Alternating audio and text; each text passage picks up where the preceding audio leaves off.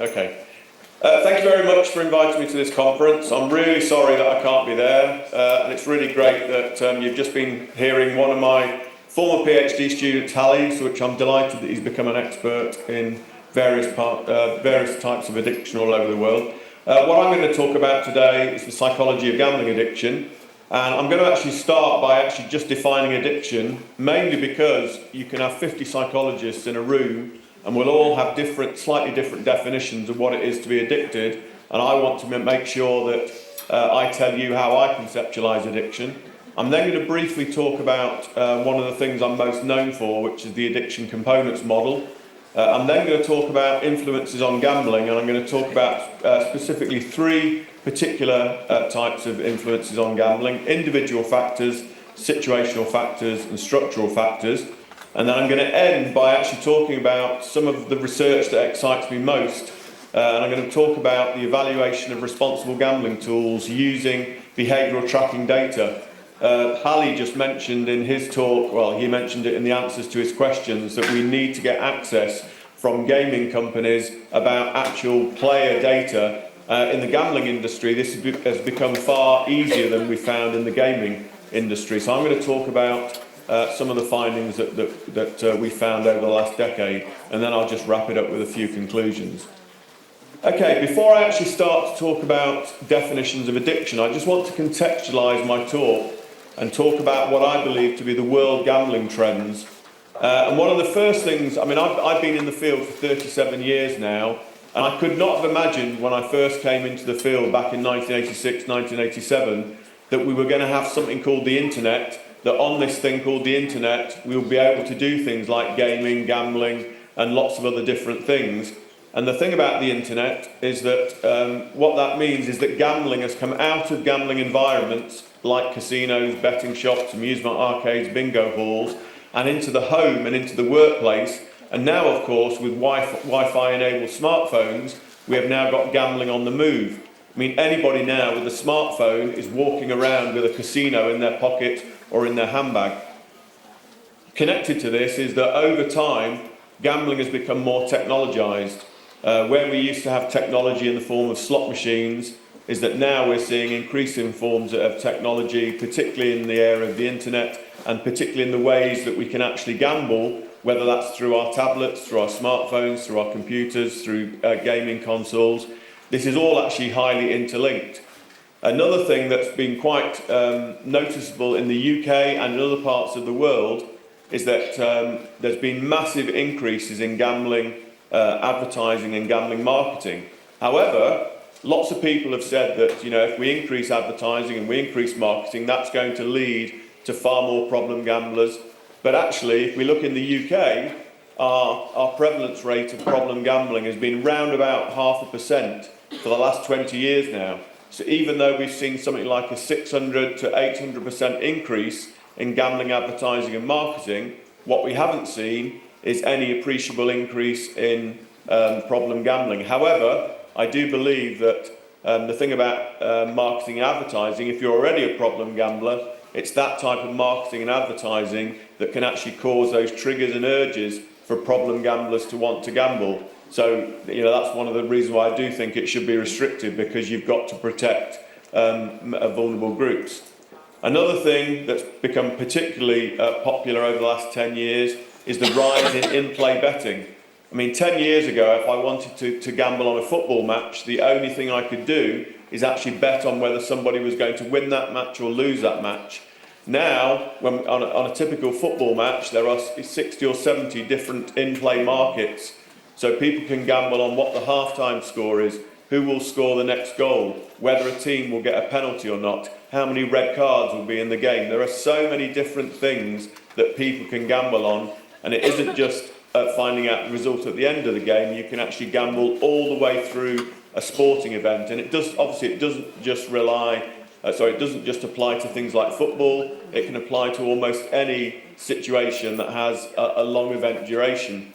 One of the consequences of in-play betting is it's actually changed gambling in sports betting from what we call a discontinuous form of gambling to a continuous form of gambling.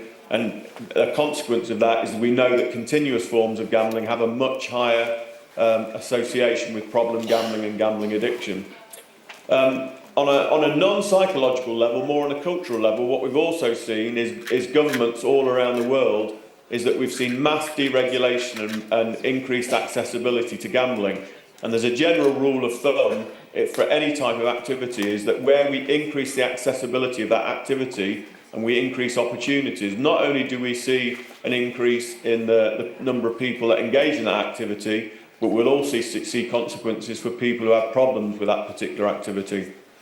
Another world gambling trend, as far as I'm concerned, it's particularly related to the research that I've been doing over the last decade, is we've seen a massive increase in player protection and harm minimisation.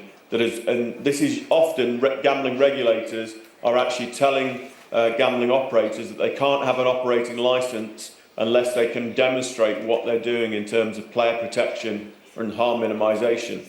And then finally, we've got convergence in gambling and gaming. So even though actually I published my first paper on gambling and gaming convergence actually in 1991, so well over 30 years ago, we've now actually seen this really come to the fore, and we've now got lots of gambling-like elements that occur within gaming, video gaming contexts. Probably the best example of that is the rise of loot boxes. And some of our research, we found that loot boxes within gambling, although there's no longitudinal studies, there does seem to be a very high association between loot box buying in video gaming, and there's a relationship both between problematic gambling and problematic gaming. So anyway, so those are what I consider the world gambling trends, and that's just to contextualise what I'm going to talk about today. But before I actually talk about the psychology of gambling addiction, I just want to give you an idea about how I define addiction. And for me, addiction is a really complex area, and this is probably highlighted by one of my favourite quotes in the addiction literature. And this says that certain individuals use certain substances in certain ways thought at certain times to be unacceptable by certain other individuals for reasons both certain and uncertain.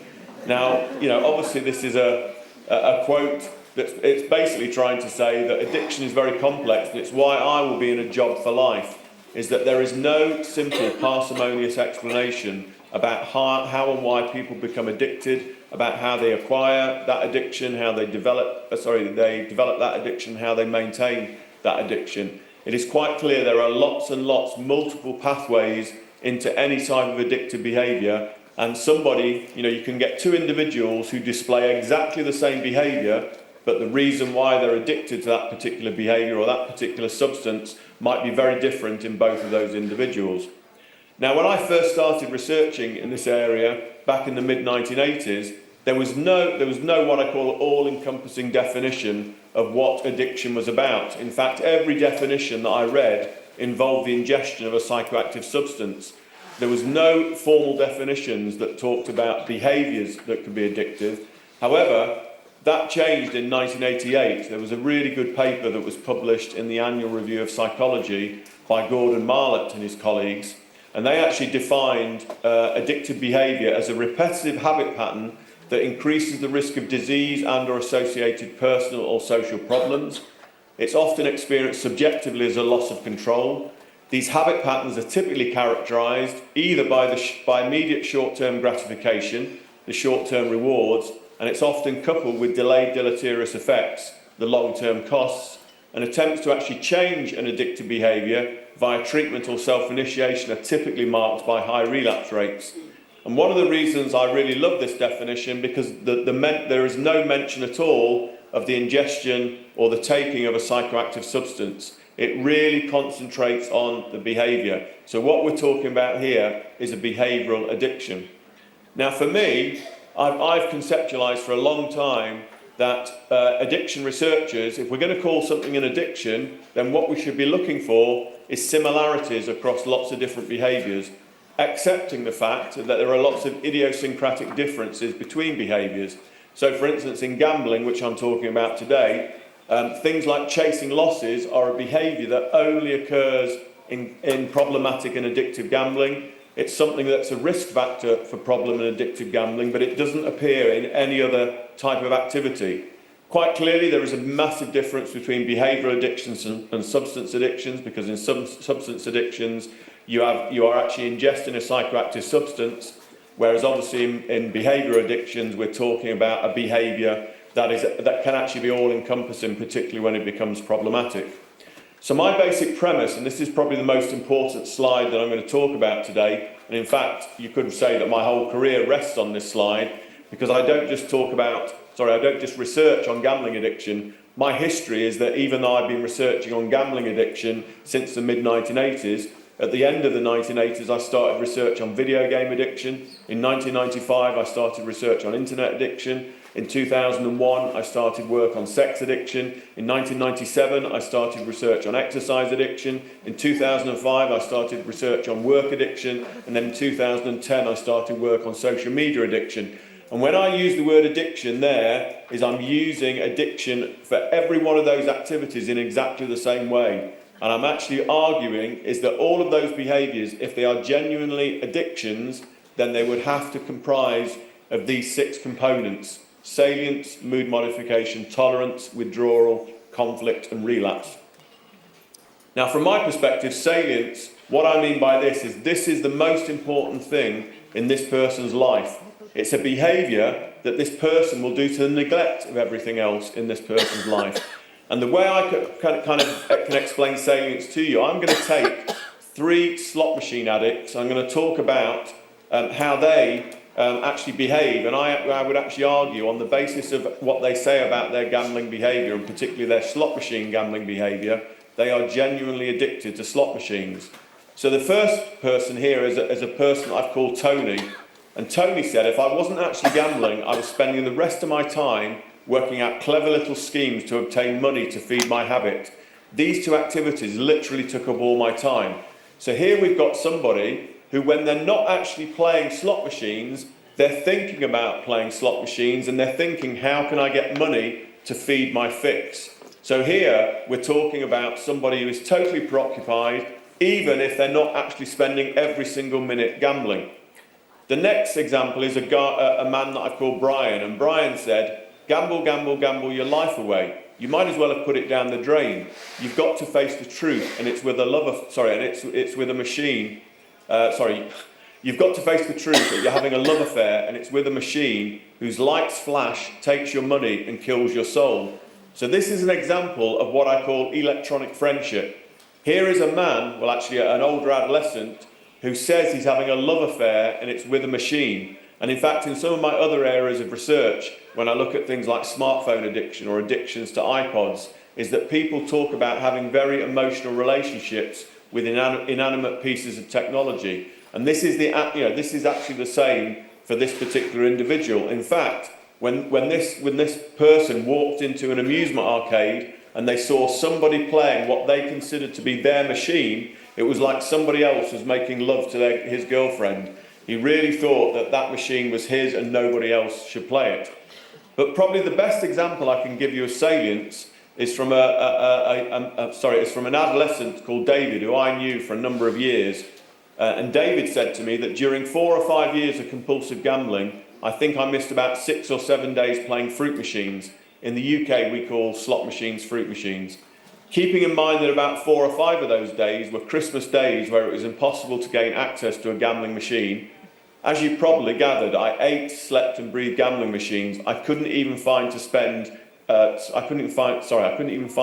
spend with the people I loved. The machines were more important than anything or anyone else. What we're talking about here is somebody who played slot machines every single day. This was somebody who would truant from school when he was older, truant from college in order to play slot machines. This was actually somebody who ended up in prison as a result of the crimes that he committed as a result of his slot machine addiction. And if you take the basic premise that a person like this can be genuinely addicted to slot machines, then what you're saying, or what I'm saying, is that somebody can become addicted to a behaviour rather than a psychoactive substance. And if we accept that somebody can become addicted to gambling, there's no theoretical reason why somebody can't become addicted to video gaming or to social media or to exercise or sex or work. Okay, what we're saying at this is that this is somebody that could have a genuine addiction, just like more traditional substance addictions. Now, while I was talking about salience there, some of you might be thinking, well, I know alcoholics or cocaine addicts or heroin addicts, and they don't think about their drug all the time. And you're right. Okay, the reason that is the case is because drug addicts don't necessarily know how salient their behaviour is until it's taken away from them. So if I'm somebody who's addicted to nicotine, if I flew on a plane flight from here in the UK to New Zealand over the other side of the world, and that flight took me 24 hours to do, if I was addicted to smoking on that plane, I could tell you now that within a very short time, nicotine and cigarettes would suddenly become the single most important thing in my life. But I'm obviously, I can't engage in smoking because I'm in a situation where you're not allowed to smoke.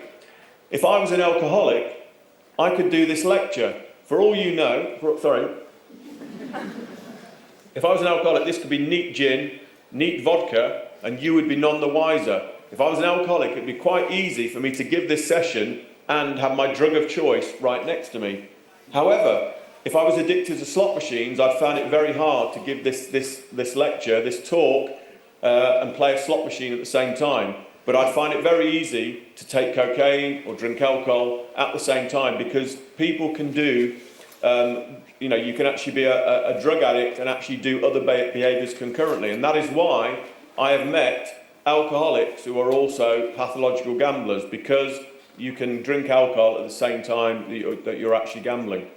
What I've never come across, genuinely, is somebody that's addicted to two behavioural addictions, okay? It's impossible to have a work addiction and a gambling addiction, because you can't do that, you can't take up all your time doing two different things. It has to be one or the other. I mean, for instance, some people have said to me, well, aren't Olympic athletes addicted to exercise? Well, from my perspective, they're not addicted to the exercise. If anything, they're addicted to their work, which happens to be exercise. But in terms of going back to my addiction components model, the second component is what we call mood modification. This idea that you need more and more of this substance, or more and more of this behaviour to feel excited, to feel aroused, to feel buzzed up, okay? Or to feel high, or to do the exact opposite, to tranquilise, to escape, to numb, to de-stress, to relax, okay? And what we're talking about there is that people need this behaviour or need this substance to actually produce reliable and consistent shifts in their mood state. And over time, this can build up to more and more, and this is what we call tolerance. And when we come to things like gambling, not only do people who become addicted to gambling actually increase the amount of time that they spend every day on gambling, is that what you also see is they bet and gamble with bigger and bigger amounts of money, bigger and bigger bet sizes. So that can also be an example of tolerance. I also believe it's if something's a genuine addiction and you're unable to do it, so if I'm addicted to gambling and I'm unable to gamble, I will experience withdrawal symptoms, not only on a psychological level where I might experience increased irritability, increased moodiness, increased frustration, increased anxiety, I will also experience physiological types of withdrawal symptom. If I'm genuinely addicted to gambling and I can't gamble, then I'll have things like nausea, stomach cramps, hand sweats, things that you might find in more traditional withdrawal symptoms amongst things like substance addicts. But for me, the most important addiction component is what we call conflict. And here, this conflict can happen actually on a number of different levels.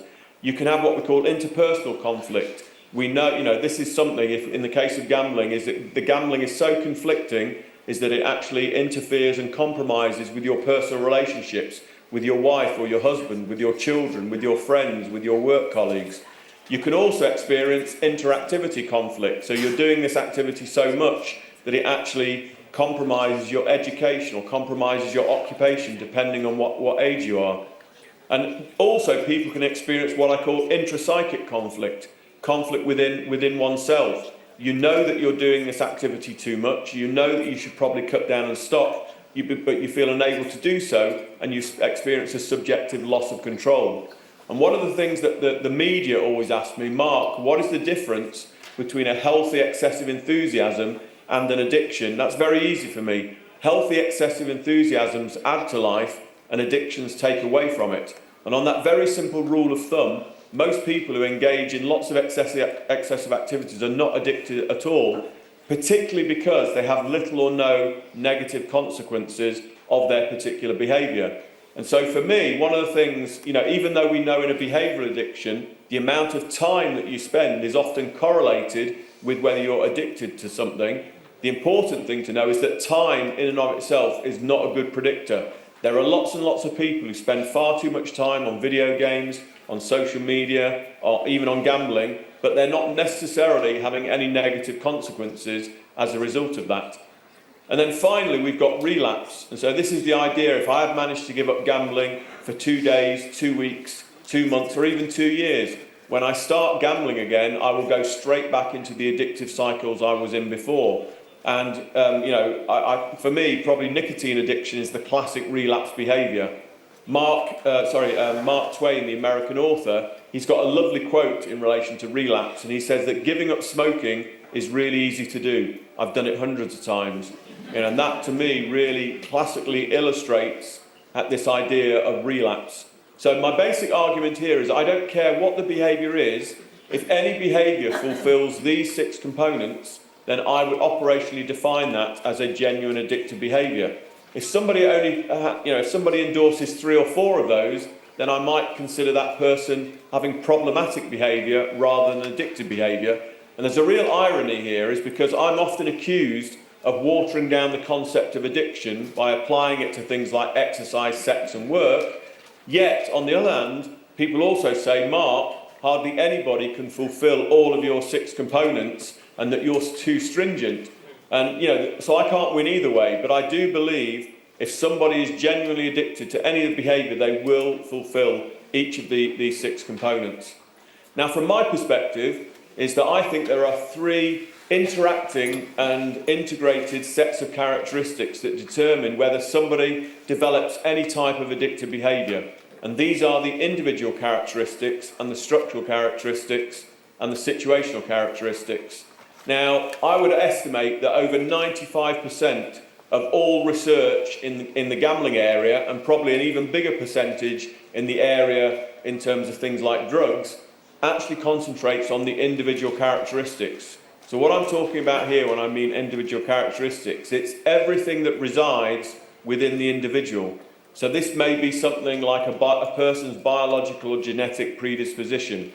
It might be a person's personality factors. It might be their attitudes, their expectations, their belief. What we're talking about here is basically the biology, the genetics, and the psychology that is within the individual. So if we take something like personality, is that we know very consistently is that most gambling addicts, in fact like most other addicts, is what you'll see is somebody who is high on neuroticism and low on conscientiousness. So, in terms of the big 5 personality characteristics, in almost any addiction, including gambling addiction, neuroticism and low conscientiousness seem to be characteristics.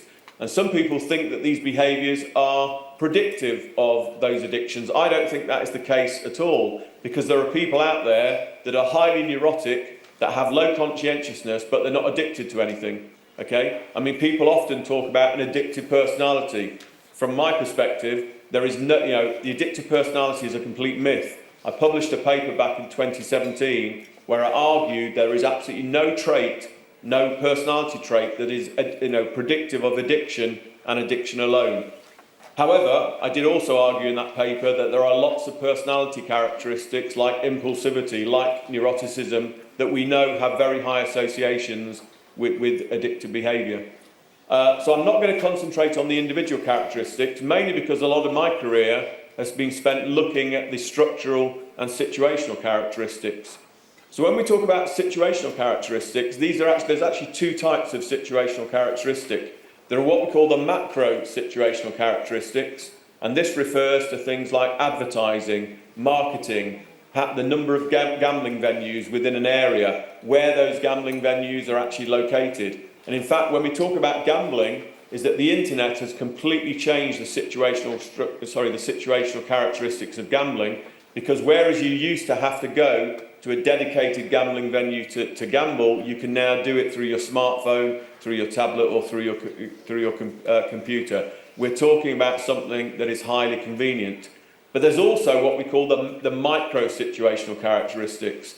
So these are if I walk into a casino, what do I find in the casino environment that might actually keep me there longer than I was planning to do so originally? So for instance, lots of casinos now have an ATM, they have a cash point on the casino floor.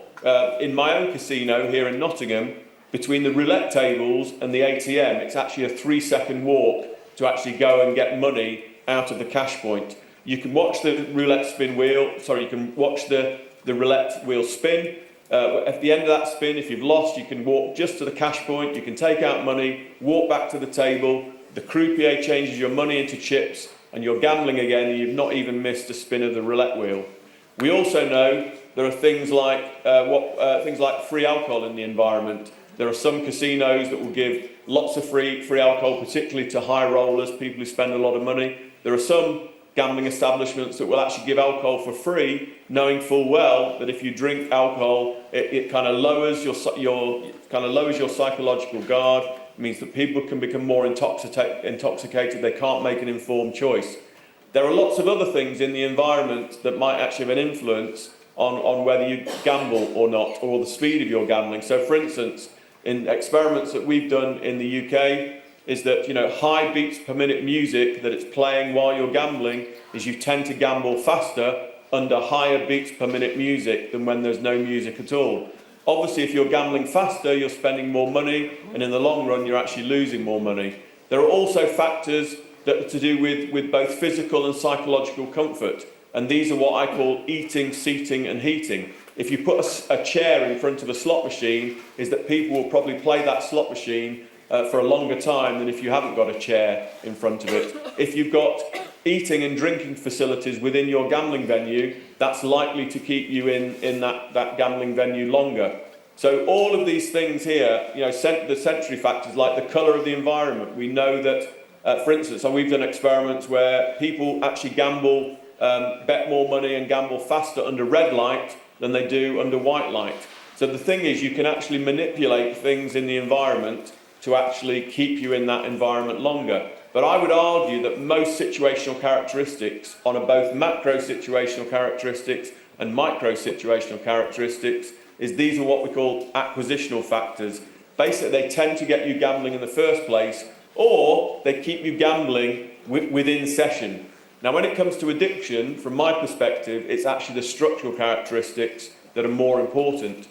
So, from my perspective, the single most important structural characteristic that is related to gambling addiction is what we call event frequency. Okay? So in the UK, we have a lotto game, we have a lottery type game that you can buy a ticket and you find out on a Wednesday night and on a Saturday night whether you've actually won the lottery. Okay? So the event frequency of that particular activity is just twice a week. My argument is you cannot become addicted to something that you only find out the result from twice a week. And the reason for that is that when it comes to addiction is all about constant rewards. Another word for reward is reinforcement. So constant reinforcement, okay, if you've got a gambling activity that's constantly reinforcing you, that is something that's likely in the long run to prove problematic to vulnerable and susceptible individuals. And the thing about gambling is that those reinforcements, they can be financial, they can be psychological, they can be physiological, or they can be social. Okay, so if you've got friends with you, when while you're playing, they can support you and give you a pat on the back when you've won. They can give you solace when you've lost, but that social reinforcement can still be very important. Now, if I compare that lottery game where the event frequency is just twice a week, and we compare it with a slot machine, and slot machines have sometimes been called the crack cocaine of gambling, is on a typical slot machine here in the UK, is that people can usually play 10 to 12 times a minute on a slot machine. So the event frequency of a slot machine in the UK is 10 to 12 times a minute. On an online slot machine, that event frequency might actually be 30 times a minute. And you compare that with a lotto game where the event frequency is just twice a week. We know that slot machines have a much higher association with problem gambling and gambling addiction. So you might be thinking, you're telling us, Mark, that slot machines are addictive and lotteries aren't. In fact, that's not what I'm saying. I'm saying it depends on the structural characteristics of the activity, because I could design you a very, very safe slot machine. And the way that I could design a slot machine, and I guarantee no one will ever become addicted, is that when you come to my casino and you play on my slot machine, I'm only going to let you press the button on the slot machine or pull the lever on the slot machine. I'll let you do it once on a Saturday night and once on a Wednesday night, and I guarantee you'll never ever become addicted to my slot machine. However, I will go out of business because no one will want to play a slot machine where the event frequency is just twice a week. I could also, and obviously I was being facetious there to make a point, but I could also create a very addictive lottery product. And instead of having the draw once on a Saturday night and once on a Wednesday night, I could have the draw every 2 minutes. And in fact, that game exists. That's a game called Keno. That's available in various jurisdictions around the world. And people can and do become addicted to high event frequency Keno games, high event frequency lottery games, because the event frequency is very, very high. The second characteristic that I think, the structural characteristic that I think is very important in terms of acquisition, development and maintenance of gambling addiction, is what we call the psychology of the near miss in the bottom left-hand corner there. So if you're playing a slot machine, the typical thing you're trying to do is match up 3 symbols in the payout line. So if I'm gambling and I put my money in, the first reel spins, and in this particular reel in front of you here, the 7 is in the pay line. The second reel comes round, 7 in the pay line. The third reel comes round, and it's a 7 just above the pay line. Okay, this is what we call a near-miss experience in gambling. Okay, so even while the reels are spinning, your adrenaline is going, your body's producing endorphins, it's producing more serotonin, more dopamine. You are getting a physiologically rewarding experience while those reels are spinning, in anticipation that you might win. But in fact, even though you don't win, you've still been both physiologically rewarded, but also the near miss in itself is a psychological reward, okay? Because this is, what's happening here is that psychologically you're turning this quite clearly losing situation into a near winning one. Now, from my perspective, is that near misses don't just occur in slot machines. I mean, near misses are actually specifically designed into slot machines, but they're also designed into other products like scratch cards. So in the UK, this is a scratch card I bought many years ago. I don't know about anybody else, but when I'm scratching on a scratch card, I always scratch the top line, then the middle line, and then the bottom line. On this particular card, I have to match 3 amounts of money. So I scratch off the first line, there's 2 amounts of £100. I scratch off the second line, there's 2 amounts of £25, which means if I scratch off the third line and there's a £100 or a £25 symbol there, I will win that amount of money. But I've scratched off the bottom line and I didn't win at all. However, just like slot machines, and in fact, I've described scratch cards as paper slot machines, paper fruit machines, because the psychology is very, very similar. If you have the time, the money and resources, you can gamble on a scratch card again and again and again. There was actually one instance that I actually thought I'd actually won a huge amount of money when I bought a scratch card. I thought when I bought this scratch card, just for a second, I thought I'd won £1,000. This is mainly because I didn't actually spot that there was 5 noughts on 2 of these figures and 4 noughts on the other 2. But these are what we call heart stoppers, and these are actually supposed to be outlawed in the UK. Another thing about near misses is that even if you don't deliberately design near misses into your product, is that people can actually create their own near misses for themselves. So my partner, she plays the lottery every week. Her birthday is February the 16th. So one of her lucky numbers for the lottery is the number of her birthday, 16. 2 of the other numbers are for 2 of our children who were born on the 4th of June and 31st of July. So we've got the numbers 4 and 31 there. But if the number 16 comes up, is that, my partner, if the number 17 or the number 15 comes up, she might interpret that as a near miss. If the number 6, 26, 36, 46 or 56 comes up, she might interpret that as a near miss because it has a 6 at the end. She might even interpret the number 19 as a near miss because it's a 1 and almost like an upside down 6. Now the thing about this, the thing I'm always asked by the media is, why do people continuously gamble if they're continuously losing? And you've got to remember is that gamblers do not continuously lose, gamblers continuously nearly win. And that nearly winning, as I've just argued to, is both physiologically and psychologically reinforcing.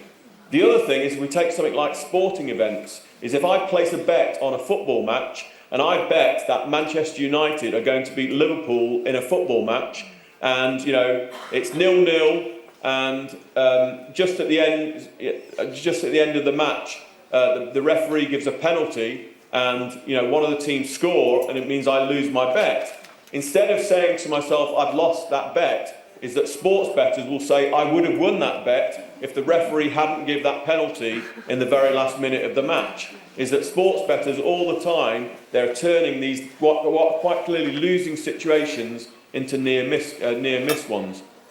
Some other things that we know about structural characteristics, we know that the bigger the jackpot size is, the more likely people are to engage and take part. We know that the smaller the stake size is, again, the more likely people are to take part. We know that the sounds effects, things like the ka-chunk, ka-chunk, ka-chunk, ka-chunk of metal coins falling into a metal payout tray, that's highly reinforcing. We know on some slot machines, when you win on a slot machine, is you'll hear the coins falling into a metal payout tray. You will also, for some machines, they will play a tune, or they'll play or buzz loudly.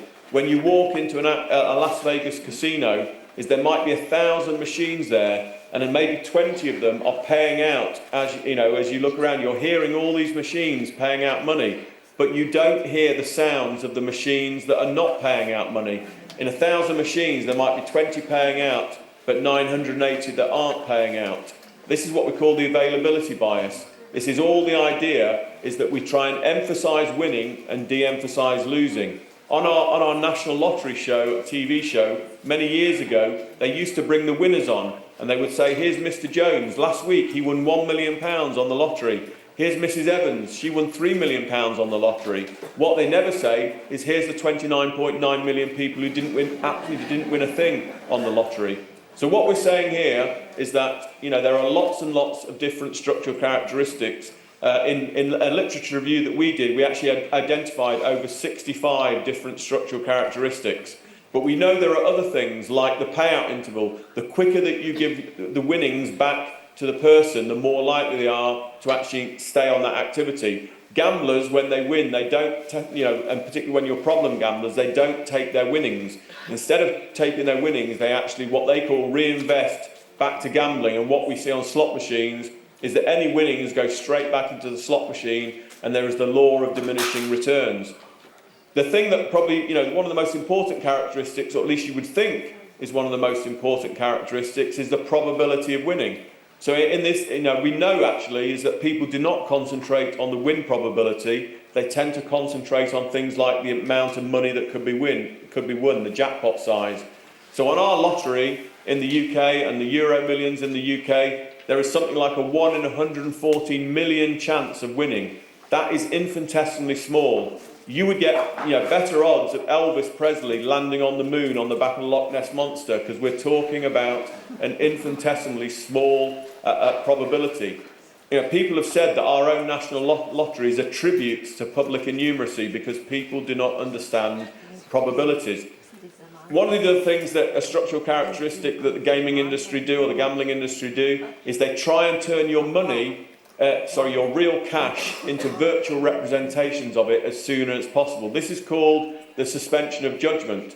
So when you play on a slot machine, your money is converted to credits. When you play online, your money is turned into virtual money. When I play on a roulette table, my money is turned into chips. The thing about chips, credit, playing online, it lowers the psychological value of the money. Okay, and if you don't believe me, next time that you go into a shop and you buy that pair of trousers or you buy that dress, instead of playing with your debit card or your credit card, pay it out with real money, and it will actually seem like a larger amount of money. And the final thing I want to do before I open it up for questions today, I actually want to talk about the thing that's really exciting me at the moment. Okay, for the last 10 years, I've been very lucky to use what we call behavioural tracking data as a way to evaluate responsible gambling tools, and also to try and identify people who are actually problem gamblers. The thing about online data is that we can actually spot people who are having problems because we know every single click stroke. We know how much time they're on this particular site. We know which games they like to play. We know exactly how much you like to spend. We know how long you're actually spending this money. We know how much you deposit. We know every single thing about that person's behaviour when they actually register with an online gambling site. And of course, this happens in every commercial industry. You know, when you go onto Google, Google are tracking you. Every search you make, because they're trying to sell advertising back to you. When you go on Amazon and whatever you buy, is that you have got to, you know, they're building a big profile of you and they can recommend other things to you. That's the same thing in the gambling world, is that this tracking data, you know, this has revolutionised the way that we can actually do research in the gambling area. And it should, as Dr. Hallie Pontes was saying before, we should be using these tracking technologies to look at video game addiction, to look at social media addiction, because the gambling companies, the gaming companies and the social media operators, they have all the best and high quality data. Now, as of this morning, in fact, this is actually a bit out of date, I've actually co-authored now, I think, 42 studies using behavioural tracking data, and 37 of those have actually been with Dr. Michael Auer. And we've actually managed to get data from over 10 different gambling companies. So the good thing from our perspective is that we've been looking at different evaluations using lots of different companies. Now, when it comes to behavioural tracking and what we call responsible gambling tools, there are a number of different types of tools that are out there that gamblers can do to actually try and keep in control of their gambling behaviour. There is what we call limit setting, so people can set the amount of time and the amount of money that they're prepared to lose when they gamble. There can be what we call personalised messaging, where people actually get real-time alerts, either on the screen or sent to their mobile phone or sent to an email about their behaviour, and for people to actually appraise their own behaviour. There are what we call loss limit reminders, where people, if they've actually set a voluntary limit, is they'll get a pop-up saying you've now spent 80% of what you said you're prepared to lose. There's also what we call pop-up messaging that might give you a message while you're actually playing to try and get you to stop playing. And there are also what we call mandatory play breaks. So, for instance, if you've some gambling operators, if you've been playing for an hour continuously, is they will then cut off your play for a short amount of time. Or if you've played a certain number of games, or you've deposited a certain amount of money, is again, some companies will temporarily stop your play. So I haven't got time to go into every single thing that we've done over the last 10 years, but I just want to give you a flavour of the types of research that we've been doing. So we've done about 6 or 7 studies on limit setting, okay? In the very first study that we did, we were given access to a sample of 100,000 online gamblers, and out of that we took 5,000 gamblers who had voluntarily set time or money limits. Okay, what we actually found is that amongst the most gambling intense people, the people who spend most time and most money, is that voluntary setting a limit actually significantly reduced the amount of time and money that people spent. We also found that for casino gamblers and for lottery gamblers, setting a time limit was the most effective way of keeping down overall expenditure, whereas for people like poker players, it was actually setting a voluntary time limit that actually limited the amount of money that they spent. We did another study where we looked, and this was nearly with 50,000, just under 50,000 online gamblers, and we found that those people who voluntarily set limits, when we looked at them over a longitudinal period, over a year later, we found that they actually significantly reduced the amount of money that they'd actually spent on that site by using those limit setting features. And we also found that in another study of over 175,000 online gamblers, is that people who voluntarily set limits are more loyal to that particular company.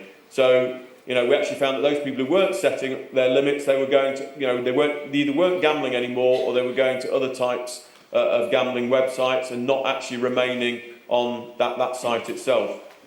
We've also done, I think, 5 or 6 studies now looking at what we call personalised feedback. So this is actually personalised bespoke feedback that is actually directly to the gambler. We found in the form of a pop-up message is that a personalised message that actually tells gamblers that they've spent 80% of their voluntary loss limit, they significantly reduced the amount of money by actually getting that loss limit reminder. We also found that players who receive bespoke messages about their actual gambling behaviour spend much less than match controls. We actually did an experiment online with over 17,000 online gamblers, and we found that, in fact, any type of personalised messaging actually significantly reduces the amount of money and time that people spend gambling compared to match controls. We also, in another smaller study of just over 7,000 online players, we found that players who received bespoke messages about their actual gambling behaviour not only spend less money on the day that they got that message, but they also were still spending less 7 days after receiving that personalised message. And in a very recent study that we've just published with just under 370,000 online gamblers, we looked at people who received what we call personalised feedback, either via email or via a telephone call, and these calls are particularly targeted at those people that are considered to be problem gamblers. But what this study showed was that those people who received emails or a telephone call from the gambling company, they had a significant reduction in the amount of money they deposited, they had a significant reduction in the amount of money that they spent, they had a significant reduction in the number of monetary deposits, and a significant reduction in the time spent gambling in the 30 days after they'd been contacted. We've also done a couple of studies on pop-up messaging. So there was a particular company that in Austria that gave us access to their data, and basically they had a responsible gambling tool that after you'd played 1,000 consecutive slot games, is that you would then actually be given a pop-up message would come up saying you've now played for 1,000 consecutive slot machine games, which was roughly an hour. Okay, would you now like to carry on or not? And you could press a button and you could either carry on or it would stop. We found in this first study is that only 0.7 of gamblers who received that very simple pop-up message actually stopped when they saw that message. So we actually said in that study is that pop-up messaging to try and get people to stop when they've been playing for a long time doesn't seem to work. We then actually redesigned the message for the company, and we said we hope that using good psychological theory is that we can actually try and increase the number of people who stop when they see that pop-up message. What we actually found is that we did manage to double the number of sessions that stopped to 1.4%. And in fact, this was a very big study with we looked at over 1.6 million interactions with just over 70,000 online gamblers. What we found was, again, pop-ups don't seem to work very well. The final type of responsible gambling tool that we've looked at are mandatory breaks. So in the very first study we looked at video lottery terminal players. So these are slot machine players in Norway. And players there, it was the case that after a night, basically if they'd spent an hour gambling on the online gambling site, on the video lottery terminal, and this can be offline or online, is that once they'd reached 1 hour, is that their play then stopped for 90 seconds. What we actually found was that those VLT players who were forced to have that 90-second mandatory break didn't actually gamble any less in the next session when they came to gamble again. We did another study, a much bigger study, with over 21,000 players, again in Norway. And what we found here is we compared mandatory breaks of 90 seconds, 5 minutes, and 5 minutes, 90 seconds, and 15 minutes. And what we found is that the players who had actually a 15-minute mandatory play break actually led to a disproportionately longer voluntary play pause compared to those who had just a 5-minute break or a 90-second break. We also found that in this particular instance that personalised feedback didn't have any additional effect on top of the mandatory break. And then the final study I'll just mention, and we've just recently published this was actually from an online British casino company, and there is anybody who deposits more than 10 times in a day is that you then have a mandatory play break for an hour. What we found was that the percentage of players who stopped depositing money as a consequence of that 1 hour mandatory play break, it actually rose from 27% to 68% on the day of that play break. And we also found that the percentage of players who stopped wagering completely on that day as a consequence of that mandatory play break, it actually rose from 0.1% to 45%. So I'm just going to have some conclusions now. I realise I've gone through a lot of things in a very short amount of time. The first thing I've tried to say is that gambling addiction does exist. Okay, obviously it depends on how you define it, but gambling addiction is a very complex process, and at its roots is its biopsychosocial, meaning it's a person's biology plus their psychology plus their social environment in which they live in actually dictates the acquisition, development and maintenance of problem gambling and gambling addiction. The second thing I try to say to you today is that gambling addiction doesn't just reside within the individual. It's not just about a person's personality or their biological and genetic predispositions. There are also these situational and structural characteristics that can play a role. And I've also tried to argue that situational characteristics tend to be acquisitional, whereas structural characteristics have a far greater role. And some of those structural characteristics, like event frequency, like the psychology of the near miss, is that these play a really a major role in determining whether a vulnerable or susceptible person becomes addicted. Third thing I've tried to say is that responsible gambling tools that use gambling tracking data can help many, but not necessarily all players. So even in our studies, although I've tried to say that personalised feedback works, that limit setting works, that maybe pop-up messaging, trying to get people to stop doesn't work so well, and that mandatory breaks might just work depending on what type of mandatory break you've got, is that it can't actually, it's not 100% that everyone who uses those tools will actually reduce their gambling. But what we do find is that in general, those responsible gambling tools, particularly personalised feedback and limit setting, do seem to have potential in reducing reducing the amount of time and money that gamblers actually spend. So I will leave it there, say thank you very much, and I'll be open for questions now.